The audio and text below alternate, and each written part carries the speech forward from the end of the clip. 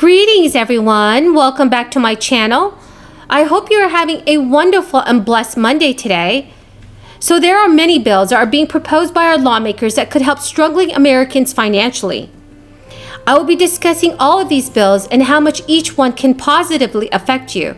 I will also share the latest fourth stimulus check news and information with you in today's video. Thank you so much for being here everyone. I post multiple times a day to bring you all up to date on the latest stimulus news. This coming Friday, I will be giving away another $75 Amazon gift card. To enter the giveaway, all you'll have to do is subscribe to my channel, share and like this video, and leave a comment below. Thank you so much, everyone. So right now, many are calling for widespread student loan forgiveness.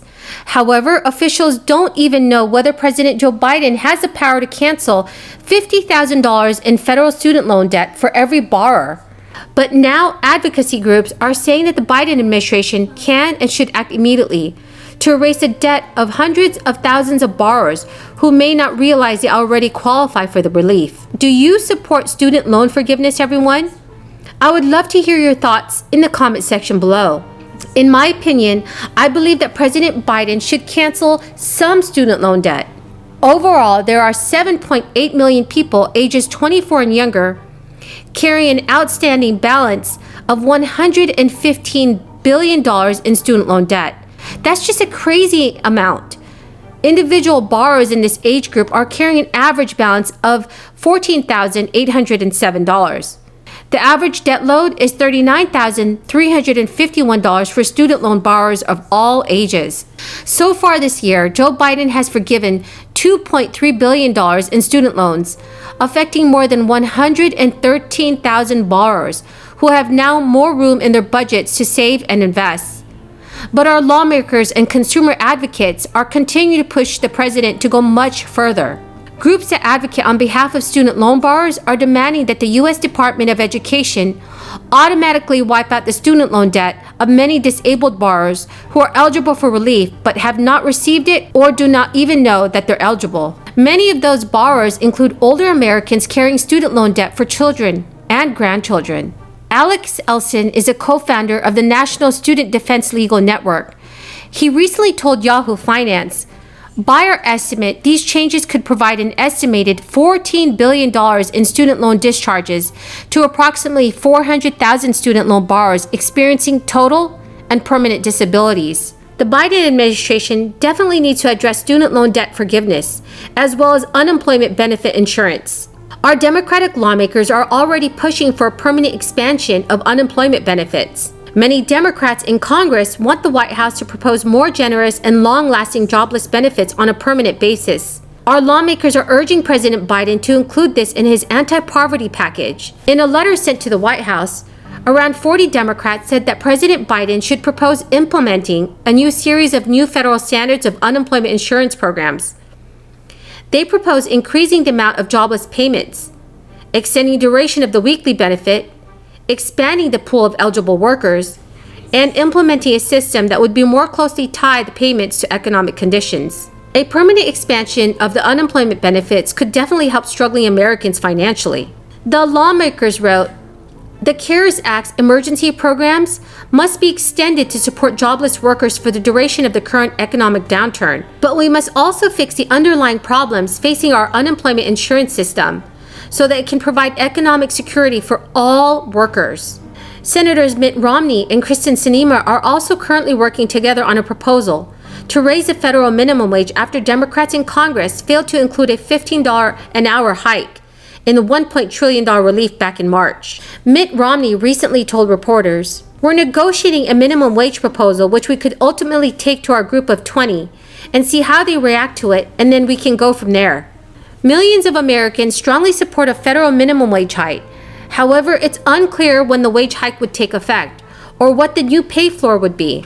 Romney introduced legislation called the Higher Wages for American Workers Act earlier this year to hike the minimum wage to $10 per hour by 2025. The minimum wage would then be indexed to inflation every 2 years. The federal minimum wage has not increased in more than a decade, although a growing number of states have voted to adopt their own wage increases. There are 29 states with wages above the federal minimum wage, At $14 an hour, California currently has the highest minimum wage in the nation.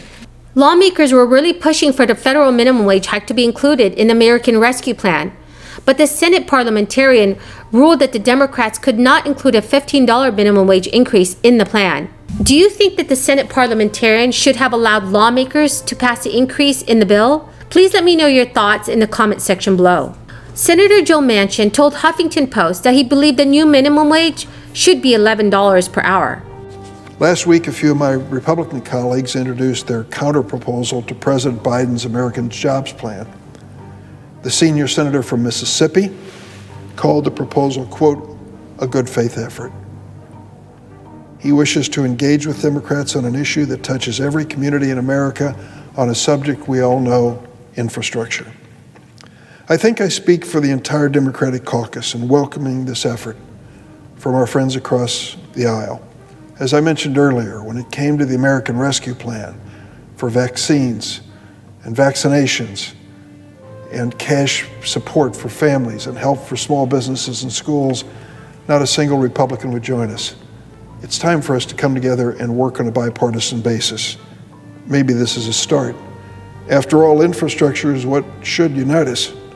Whether you live in Laurel, Mississippi, or Lakeview section of Chicago, our roads, bridges, our fiber optic networks keep us connected and keep us moving.